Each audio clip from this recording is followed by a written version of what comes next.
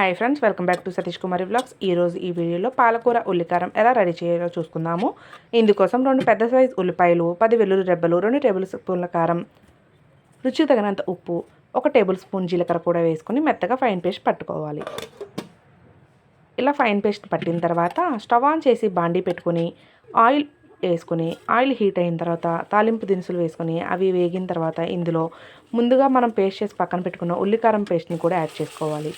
ఈ పేస్ట్ దగ్గర పడేంత వరకు కూడా తిప్పుతూ ఉండాలి. అలా తిప్పకపోతే అడుగు మాడిపోతుంది ఫ్రెండ్స్, జాగ్రత్త.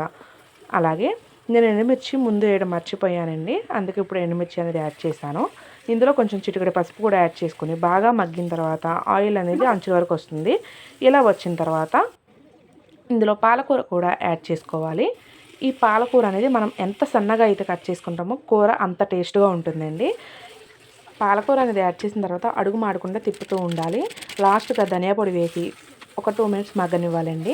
ఇలా మగ్గిన దాన్ని వేడి వేడి రైస్లోకి కానీ, ఇడ్లీలోకి కానీ, దోశలోకి కానీ, చపాతీలోకి కానీ, రోటీలోకి కానీ వేడివేడిగా సర్వ్ చేసుకుంటే చాలా అంటే చాలా బాగుంటుంది.